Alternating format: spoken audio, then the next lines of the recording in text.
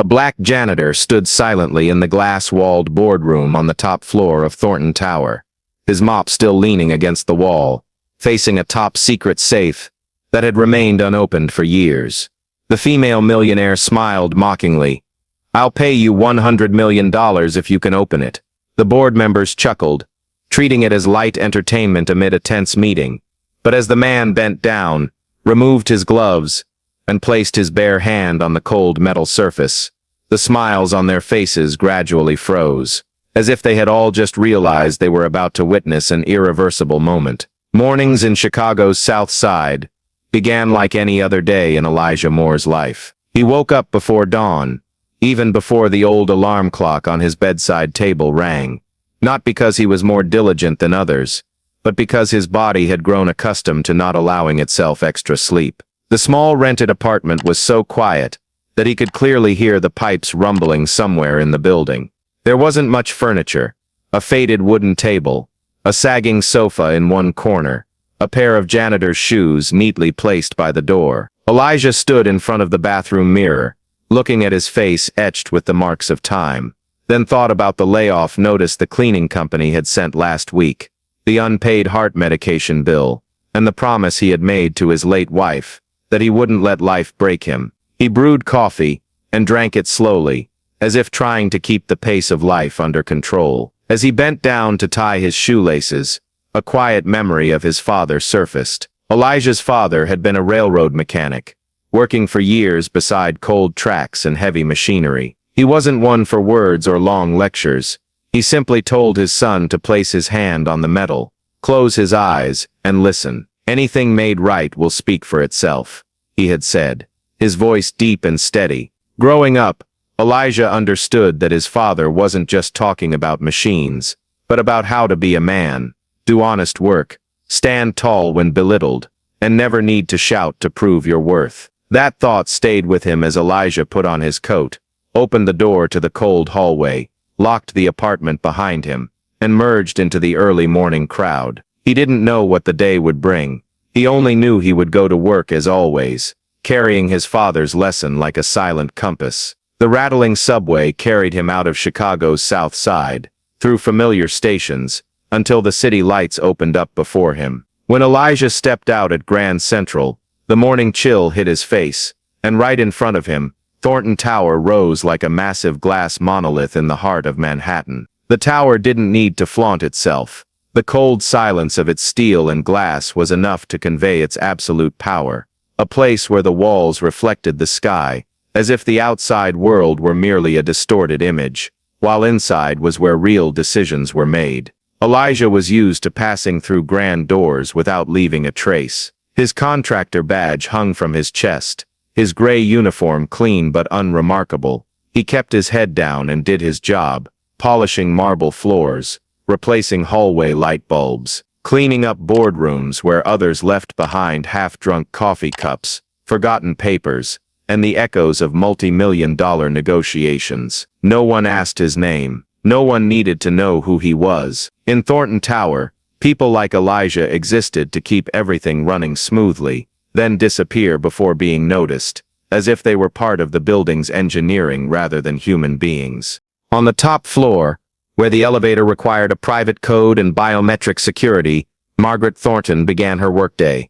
She was the kind of woman American media called self-made, a self-built millionaire who had constructed a financial empire from dry numbers and ruthlessly accurate predictive models. Margaret didn't believe in intuition, emotion, or chance. To her, everything had to have a reason, data, and be controllable. Her executive boardroom was on the tower's highest floor, surrounded by transparent glass walls overlooking Manhattan, as if the entire city were just a diagram waiting to be rearranged. In one corner of the room, separate from the long conference table and large screens, stood a heavy custom-designed safe, no logo, no markings. It had been there for years, silent and discreet, like part of the architecture no one mentioned. Not because it was unimportant, but because no one in that room truly wanted to touch the reason it remained unopened. For Margaret, the safe was an unresolved issue, a stubborn variable that refused to fit neatly into her spreadsheets, something that irritated her whenever her gaze accidentally brushed over it. That morning, before an important meeting with partners, the maintenance team was allowed onto the top floor to check the lighting and air conditioning systems. Elijah pushed his cart into the empty boardroom and worked as he had for years, slowly, precisely, without unnecessary noise. He wiped each tabletop, checked each light bulb, until the reflection on the safe's metal surface made him pause. Not out of curiosity, but because of a familiar feeling that was hard to name, as if his body recognized something before his mind did. Elijah stood closer to the safe than his job required, placed his hand on the cold surface, and listened instinctively, as he had learned in childhood. This metal was unlike anything he usually encountered. It was thick, multi-layered, crafted by someone who deeply understood how to prevent outside interference. Elijah didn't turn the dial, didn't test the lock. He just stood there a few seconds longer than usual, as if hearing a faint breath that only he could sense. Those few seconds caught the eye of the security system. In Thornton Tower, every movement was recorded, every deviation noticed. The security officer approached and asked why Elijah had lingered there so long. Elijah calmly replied that he was checking the lighting reflection on the metal surface, a response that wasn't untrue but also not entirely convincing. The report quickly went up to floor management, and because the safe was in a sensitive area, the information was sent directly to the executive office. Margaret Thornton was reviewing her meeting schedule when she received the brief alert. A janitor approached the safe longer than permitted. She looked up, frowning slightly, not out of fear, but because the absolute control she always trusted had been disrupted by an unexpected minor detail. Margaret requested that the man be brought to the boardroom before the meeting began. When Elijah was summoned, no one explained why he was simply told to take the private elevator to the top floor. As the doors closed, the silence was so complete that he could hear his heartbeat blending with the steady hum of the machinery. When the doors opened, Elijah stepped into a space he had only ever cleaned after everyone had left. Light flooded the room, the city stretched out below through the glass walls, and expensive leather chairs lined the long conference table as if waiting. Margaret Thornton stood at the head of the table, her sharp gaze fixed on the black janitor before her, as if trying to determine where he fit in the order she was accustomed to controlling. In that moment, Elijah clearly understood that he had left his familiar invisibility behind. He was no longer part of the building's background. He had stepped into the center of power, where every glance carried judgment, and every word could have lasting consequences. The executive boardroom door closed behind him with a very soft sound, but in the quiet of Thornton Tower's top floor, that noise rang out like a period at the end of his former status. Everyone seated around the table turned their eyes toward Elijah, not harshly, not hostilely, but with the cold curiosity of people accustomed to measuring others by value and rank, signaling that from this moment on, he was no longer just passing through that space. Margaret Thornton stood at the head of the table, hands lightly resting on the glass surface, posture straight, her sharp gaze weighing an unexpected variable that had appeared in her smoothly running system. No one invited Elijah to sit. No one introduced him. One board member spoke first, his tone polite to the point of indifference, asking how long he had worked there, which areas he was responsible for, and whether he understood where he was standing. The questions were posed as if merely to confirm information, but each word carried the implication that he was in the wrong place, in a room not meant for people in gray uniforms. Elijah answered briefly, without further explanation or defense. When asked why he had lingered near the safe so long, he simply said he had noticed the lighting reflection on the metal surface. A few glances were quickly exchanged around the table, as if they had just heard a naively amusing response. Margaret tilted her head, observing Elijah more closely, then asked what he had done before becoming a janitor. When Elijah said he had been a mechanic for many years, a laugh escaped, not loud, but enough to shift the room's atmosphere. It was Margaret Thornton's laugh, mixed with surprise and a touch of entertainment value. "A mechanic," she repeated, as if the word didn't belong in this setting. A few others smiled in response, not because they found it funny, but because they recognized this as the moment when the person in power was turning an uncomfortable situation into amusement. Margaret slowly walked toward the safe, placed her hand on its familiar cold surface, then turned back to Elijah. "Do you know what this is?" she asked, her tone light but her eyes. "Anything but." Elijah nodded, and said it was a custom-designed safe, very complex. Margaret raised an eyebrow. Her initial curiosity was quickly replaced by the confident smile of someone who always believed she held control. "Then here's the deal," she said, glancing at the board before looking back at Elijah. "We have a little problem with this safe. No one here has been able to open it." She paused long enough for everyone to understand that the next sentence would be the centerpiece of the conversation. "I'll pay you $100 million if you can open it." The room froze for a moment, then soft chuckles arose. Margaret raised her hand for silence, and immediately added, her voice as calm as if discussing a figure in a financial report. "But if you fail, you will have to admit in front of everyone that you overstepped your place, that this isn't where you belong." No one objected. No one found the condition excessive. To them it was simply a way to reassert the existing order. The board's eyes fixed on Elijah, waiting for his reaction, waiting for embarrassment, or a shameful refusal. Elijah stood still, hands hanging at his sides. He didn't look at Margaret, didn't look at the safe, but down at the polished floor reflecting his faint image. In that moment, the memory of his father surfaced more clearly than any sound in the room. Memories of afternoons beside the railroad tracks, where that quiet man taught him to place his hand on metal and listen, not to prove anything, but to understand what stood before him, and with how much honesty it had been made. Elijah took a slow breath and raised his head. He didn't challenge the wager, didn't mention the money, and showed no offense. "If you allow it," he said, his voice even and low, "I'd like to try." Margaret was slightly surprised by his calm but nodded, as if agreeing to start a game. Elijah stepped toward the safe. The whispers in the room gradually faded as he removed his gloves and placed his bare hand on the cold metal surface. He closed his eyes briefly, detaching himself from the room's stares, from the numbers and judgmental gazes, and began listening in the way he had learned long ago. No one in the room said another word. The executive board, Margaret Thornton, and even the city of Manhattan outside seemed to be held together in a tense silence, as the black janitor stood before the safe, and the powerful room fell into absolute quiet. In that moment, Elijah remained still with his hand on the cold metal surface, as if giving the room time to adjust to the stillness he carried. His breathing was slow and steady, unhurried, unshowy, completely opposite to the increasingly tense eyes around the conference table. He didn't rush to turn the dial, or attempt any guesswork.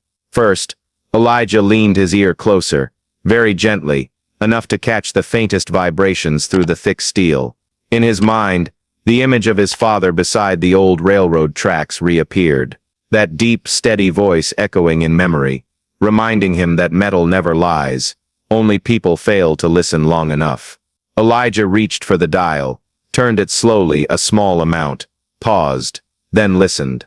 There was no loud clank of metal, only very faint responses, almost non-existent, but to him they were as clear as whispers. He adjusted his hand angle, changed the pressure, turned it a bit more, then stopped again. In the boardroom, no one dared move. One board member unconsciously glanced at his watch, but immediately stopped, as if afraid any motion might break the moment taking shape. Margaret Thornton stood motionless at the head of the table, arms crossed, her initial confident smile gone, replaced by an unreadable expression, part skepticism, part irritation. Elijah continued, each step small, each adjustment nearly invisible. He didn't look around, didn't pay attention to anyone's gaze. All his focus was on what lay beneath his fingertips. The metal gradually became familiar, like an old language he had once spoken fluently, but hadn't used in years. A few board members began to feel uncomfortable with the slowness. They were accustomed to speed, instant results, decisions made in minutes. But Elijah didn't care about their impatience. He turned the dial once more, this time more precisely, more decisively, then stopped completely. A silence stretched long enough to hear the steady hum of the air conditioning overhead. And then in that absolute quiet, a small sound rang out, dry and crisp, like a single knock in a sealed space. Click. The sound wasn't loud, but its weight froze the entire room. Elijah didn't pull his hand away immediately. He waited another beat, confirming the familiar sensation under his palm, then gently pulled the safe door open. The metal hinges moved smoothly, without resistance, as if the safe had been waiting for this moment for a very long time. When the door opened, no one spoke. Those who had just smirked, waiting for a failure to reinforce the familiar order, now stood silent, eyes locked on the newly revealed space. Margaret Thornton took one step forward, then stopped, lips pressed tight, her gaze for the first time lacking absolute control. There were no cheers, no emotional outburst, only a spreading stillness, like an invisible wave. Power, which had always been present through confident voices and irreversible decisions, suddenly fell silent in this moment. Elijah stepped back, released the door, and stood quietly beside it, as if what he had just done was merely part of an ordinary job. But for those in the boardroom, the order had been disrupted in a way that could not be undone. The safe door opened fully, revealing a narrow interior lined with dark metal, cold and empty, to the point that many in the room momentarily froze, as if they had just been deceived by their own expectations. There was no gleam of cash, no jewelry, no symbols of wealth that one might assume would be locked away in a heavily guarded safe on the top floor of Thornton Tower. Instead, there were thick stacks of files, neatly arranged in metal compartments, their covers worn at the edges from years of time, a few envelopes sealed with old wax, and typed documents in outdated fonts, things that at a glance clearly showed they had been there for a very long time. A wave of disappointment, mixed with confusion, passed over the faces of several board members. They had been waiting for a material shock, a moment of flaunting riches, not the dry silence of paperwork. Margaret Thornton took another step toward the safe, her gaze lingering on the files with evident wariness, as if she had known what she would see but still hoped it didn't exist.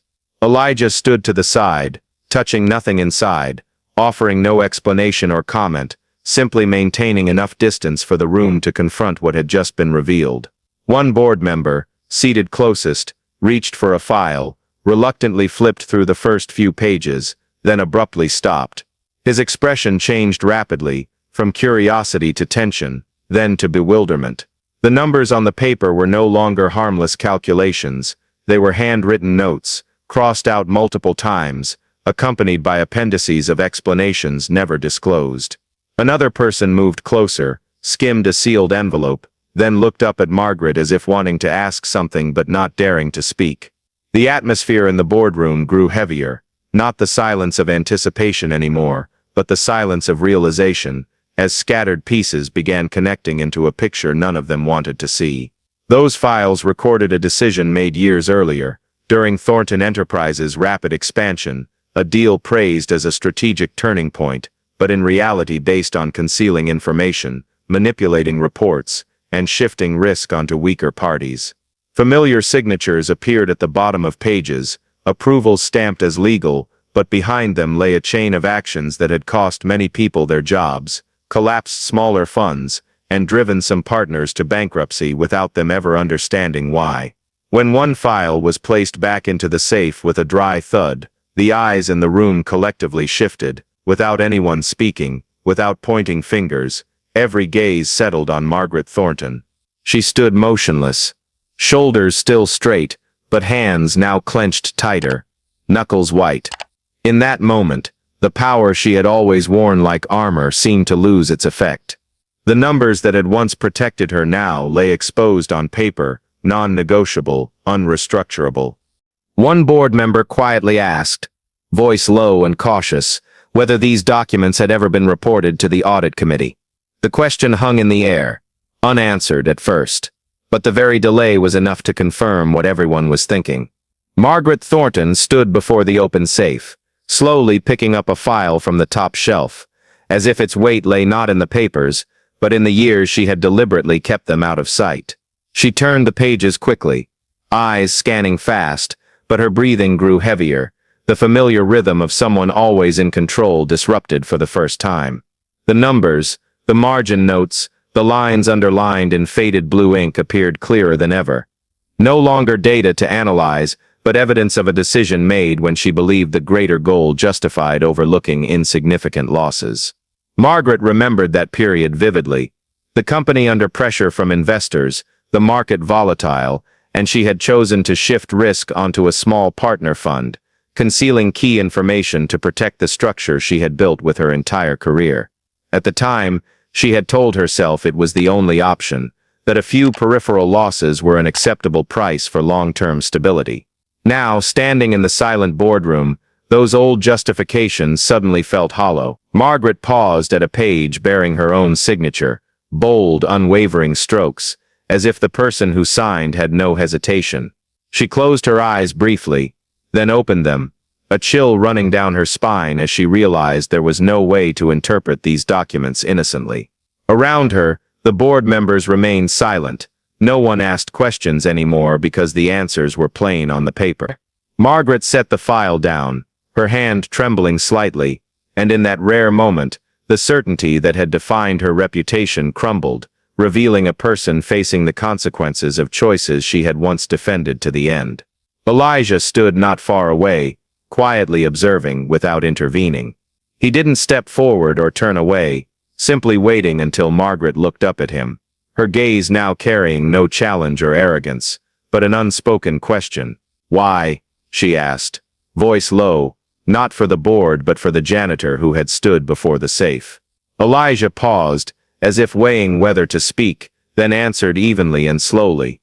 He said he hadn't opened the safe for the promised money, that $100 million had never been the reason he placed his hand on that cold metal. He was used to living without things he didn't have, and money wasn't what let him sleep at night. Elijah said that when standing before the safe, he hadn't thought about reward or personal consequences, but about what might be locked inside, things buried long enough to keep harming people who had no voice in rooms like this. He spoke of how metal, like people, if locked away too long, doesn't disappear, but only builds pressure until it causes greater damage. "There are things," Elijah said, eyes fixed on the open safe, "that if not opened at the right time, will sooner or later hurt many more people."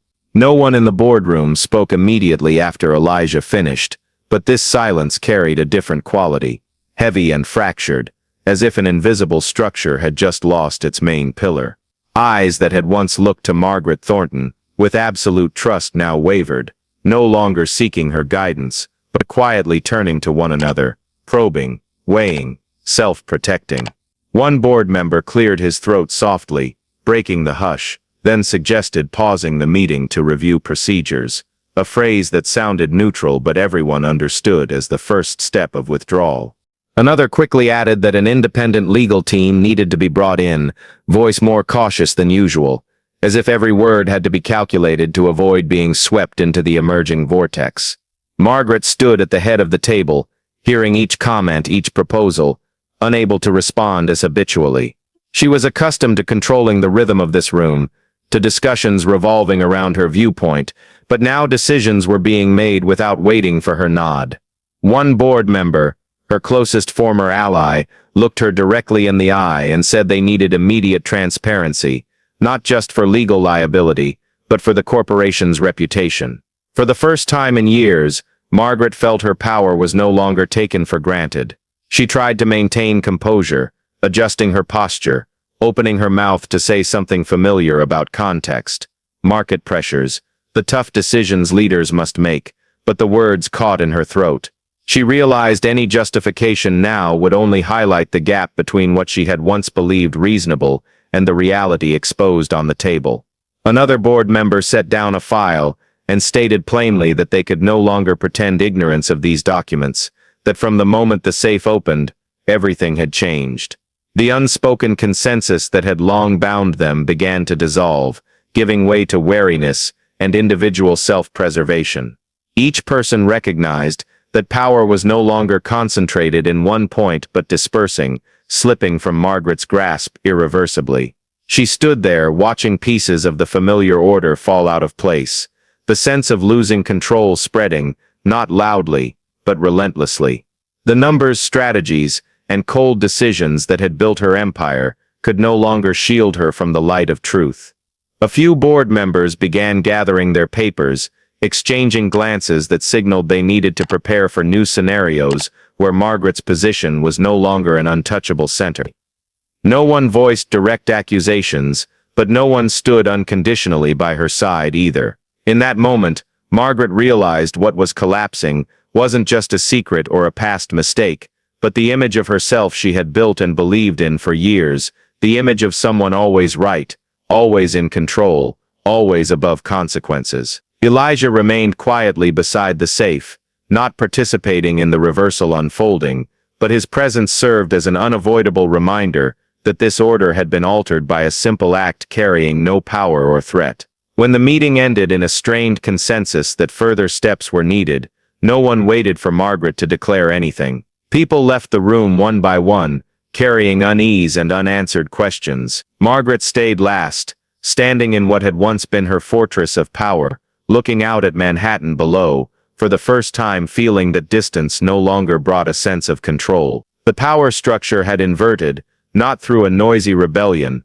but through the quiet erosion of trust, and Margaret understood that from this moment on, every decision she made would no longer be met with absolute certainty. The boardroom emptied gradually as the members left, but the aftermath of what had happened didn't vanish with them. It spread beyond the glass walls of Thornton Tower faster than any calculation Margaret Thornton had ever made. Within hours, the internal legal department received urgent requests from the board itself to seal all documents related to the old deal. Names that had lain dormant in the files were pulled out for cross-checking, scrutiny, and risk flagging. Independent legal advisors appeared in the building with thick briefcases and cautious expressions, no longer offering Margaret the usual deference, but the demeanor of people hired to assess damage. At the same time, rumors began leaking outward.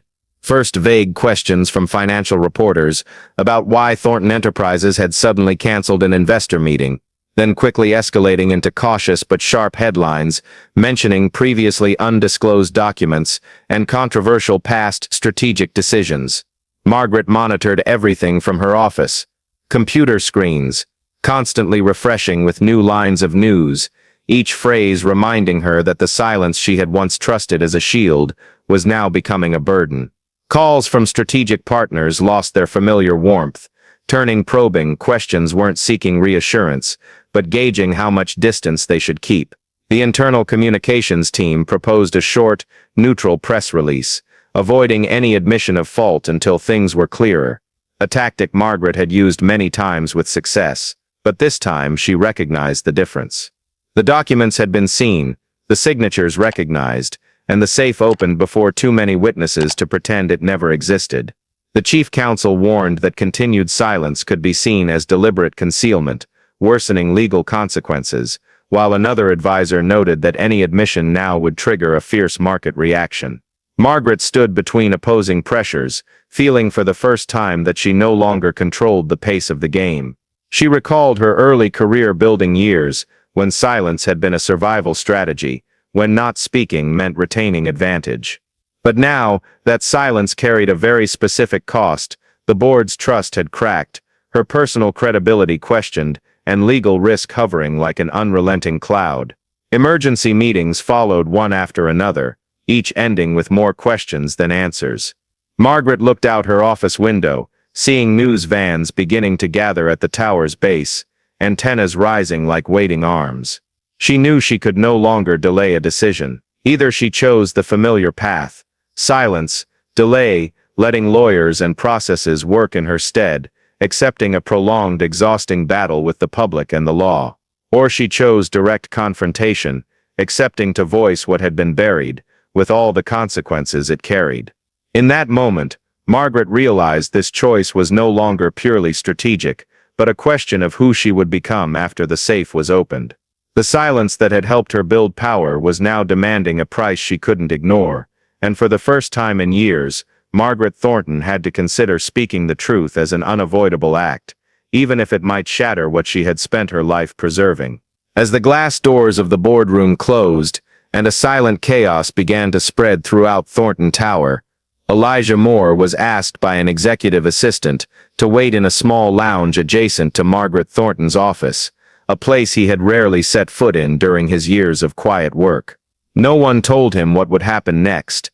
There was only a cautious atmosphere, as if everyone was unsure how to treat him. A little later, Margaret appeared with the corporation's lawyer, her voice lower than usual, no longer sharp. She said the board had agreed, for the time being, to honor Elijah's action, that the offer of $100 million would be fulfilled as an honor agreement, and that the company was prepared to give him a large bonus along with an honorary position, even a press conference to tell the story. Elijah listened without interrupting, his gaze as calm as when he had stood before the safe. When Margaret paused, waiting for a response, he only shook his head slightly. Elijah said he hadn't opened the safe for money, and he didn't need that money to prove anything. He had lived his whole life with enough, and if he accepted the reward, his action would be misunderstood as a transaction, when what he did was not a bargain. The lawyer looked at him with undisguised surprise, while Margaret fell silent, as if trying to comprehend a choice that fit none of the scenarios she had ever prepared. She suggested at least letting the company honor him publicly, a way to send a positive message. But Elijah declined that too. He said he wasn't used to standing in front of cameras, wasn't used to speaking publicly, and certainly didn't want to become a symbol for a story he hadn't sought out himself. He was simply someone doing his job, and doing what he believed was right. After a few seconds of silence, Margaret nodded. No further argument. She understood that any attempt to turn Elijah into part of a communications strategy now would backfire, not just with the public, but with the story itself. Elijah left the lounge, walking down the familiar long hallway where fluorescent lights shone on the marble floor he had polished countless times. There was no applause, no congratulations, just a few quiet glances following him, carrying confusion and a touch of belated respect. He put his gloves back on, pushed his cleaning cart as usual, and returned to the less noticed areas of the tower. While the media began setting up tents at the building's base and emergency meetings took place on the upper floors, Elijah bent down to wipe a small smudge on the hallway floor, carefully, as if it were the most important thing at that moment.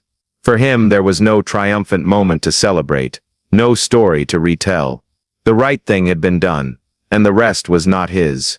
When his shift ended, Elijah changed out of his uniform, hung his badge back in its usual spot in the locker, and walked out of Thornton Tower without looking up. Outside, New York City remained noisy and in motion, as if unaware that an order had just been shaken above. In the days that followed, as Elijah Moore returned to his familiar rhythm of life, larger movements began spreading beyond Thornton Tower, in ways he did not directly witness, but whose consequences gradually became clear. The files were turned over to independent investigators. Audits that had once been formalities now became rigorous reviews, with every line of old data cross-checked against the reality that had been hidden. Names that had disappeared from official reports began reappearing in financial news. Small investment funds that had collapsed for unclear reasons, family businesses blamed for risks they were never informed of, individuals labeled poor managers in old deals now confirmed to have suffered the fallout from decisions made behind closed doors. Some lawsuits were reopened, not out of vengeance, but to clarify chains of events that had once been edited out. For many of them, being named correctly didn't bring immediate money, but it restored what had been taken away in silence for years: the truth. Meanwhile, Thornton Enterprises was forced to change in ways no longer voluntary. The board approved new oversight mechanisms, requiring every major strategic decision to undergo independent review and greater disclosure. Processes once built for speed now had to slow down to make room for accountability. Legal and audit departments were clearly separated from direct executive control. Things once seen as obstacles now became mandatory. In internal meetings, the tone shifted. Statements that used to end debates through personal authority now gave way to questions about long-term consequences. The media continued tracking every move, not just to find faults, but to see whether announced changes were truly happening, or merely on paper.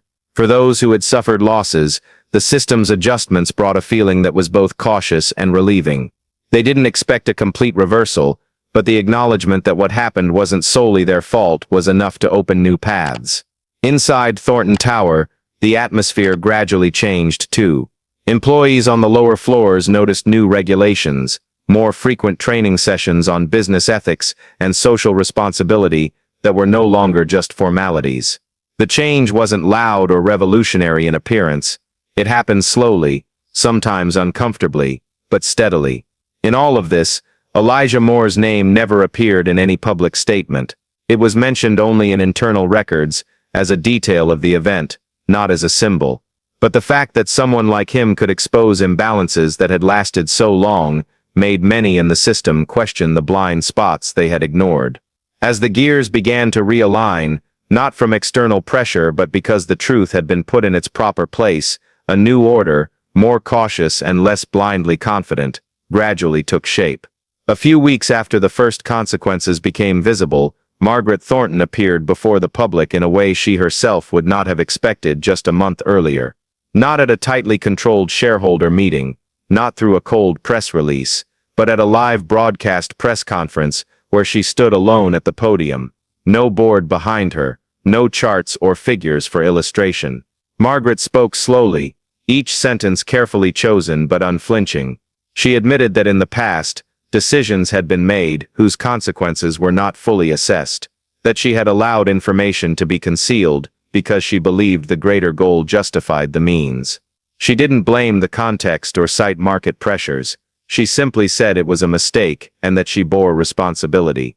The media's initial reaction didn't soften immediately, but that directness created a rare pause in the sensational news cycle, enough for the public to recognize this wasn't a familiar defensive strategy. After the press conference, Margaret did not return to the top office at Thornton Tower as before. She requested a meeting with Elijah Moore, not through assistants or lawyers, but directly. The meeting took place at the end of the day in a lower floor hallway where Elijah was finishing his shift. No cameras, no witnesses.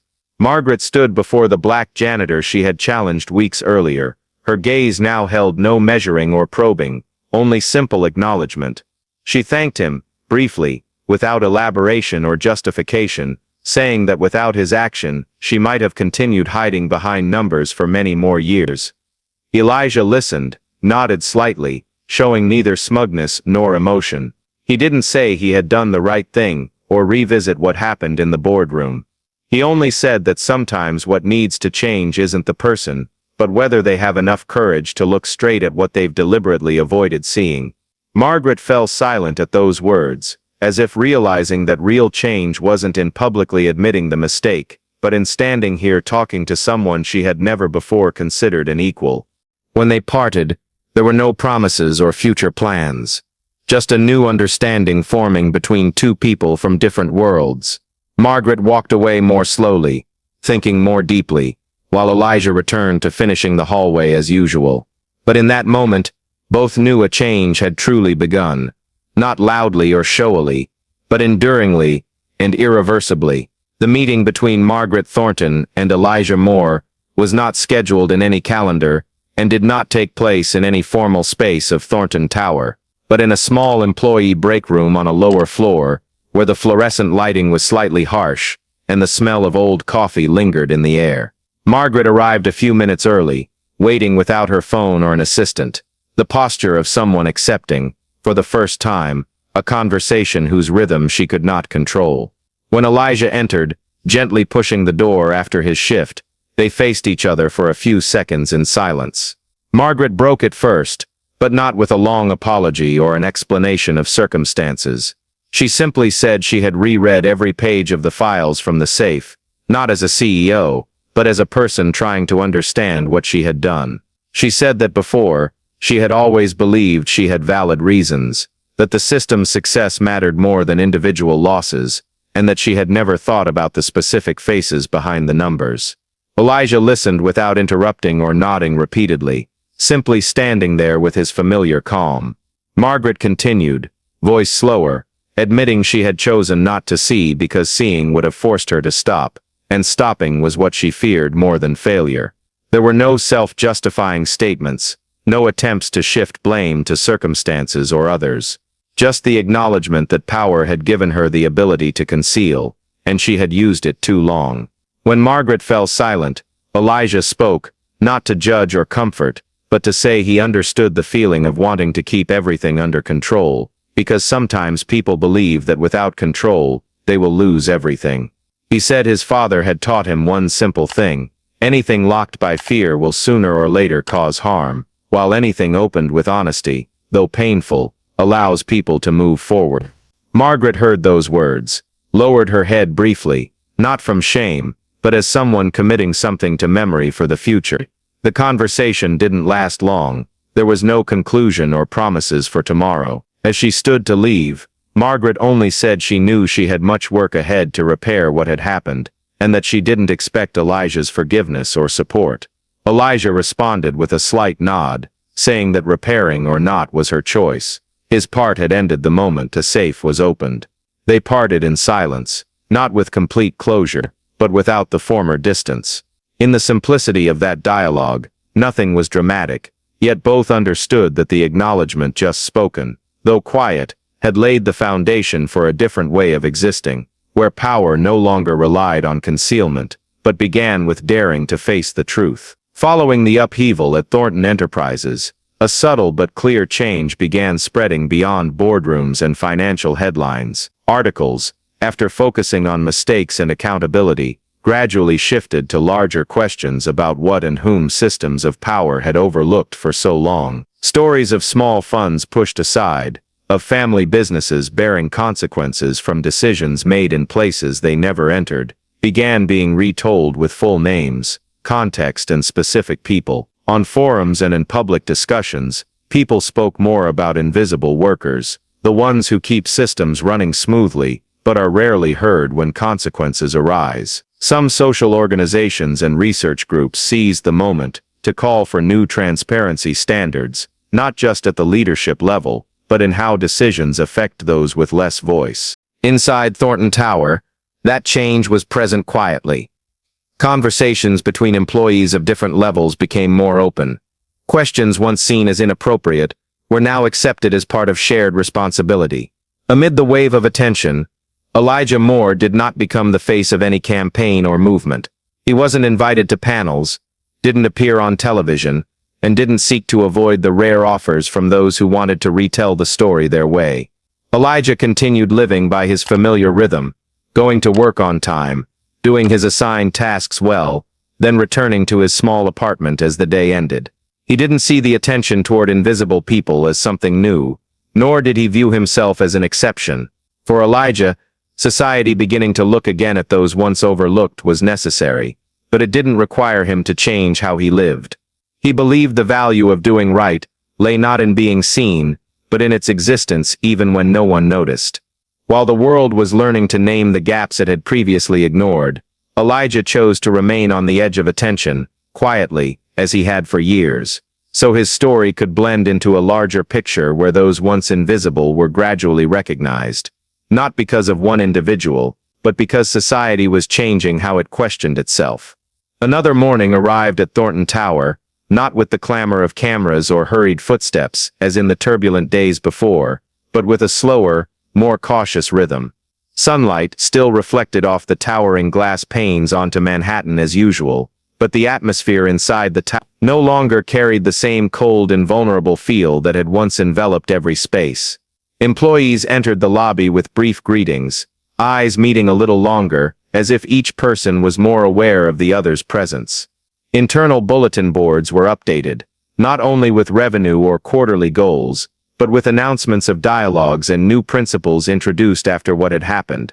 On the upper floors, meetings still took place, but the tone had changed. Questions were raised earlier, objections listened to, rather than cut off. The safe, now resealed for the investigation, was no longer a silent object holding secrets, but a quiet reminder of the limits of control. On the lower floors, where Elijah Moore and people like him worked, the change was present without fanfare, but unmistakably, procedures were adjusted for greater safety and transparencies. Conversations that rarely happened before now became normal. Thornton Tower still stood firmly in the city, but after the ethical earthquake it had endured, it was no longer a symbol of absolute power. It was a structure learning to exist with greater responsibility. The air inside the tower had changed, not because the glass walls or steel had altered, but because the people within had begun seeing one another more clearly, and that alone made every morning entering the place feel different. Quietly but undeniably. Mornings at Thornton Tower continued in their familiar rhythms, and Elijah Moore once again bent down to mop the marble floor in a lower hallway, movements slow and steady as they had been for years. The mop glided over the cold surface, reflecting light from the towering glass windows where New York City kept moving endlessly outside. No one stopped to watch him longer than usual, and there were no reminders of what had happened in the top-floor boardroom. The safe, now opened and resealed for investigation, was no longer a secret hidden behind glass walls, but for Elijah, it had never been the center of the story.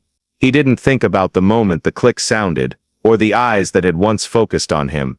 What he carried was the familiar peace of someone who had done what conscience required. On the higher floors, meetings continued, new decisions weighed more carefully, and questions once ignored were no longer easily brushed aside. There were no outward signs of a major change having occurred, but in the way people paused to listen, in the caution before deciding, something had truly been opened. Elijah straightened up, put the mop back on his cart, and continued down the hallway, blending into the tower's ordinary flow. The safe had been opened, the truth exposed, but what mattered more, what had opened in the days afterward, was not in metal or paper, but in the consciences of people who had once believed silence was safety. And though Elijah needed no recognition or remembrance, his quiet choice had left an indelible mark, reminding that sometimes the strongest thing is not power displayed, but honesty preserved in silence.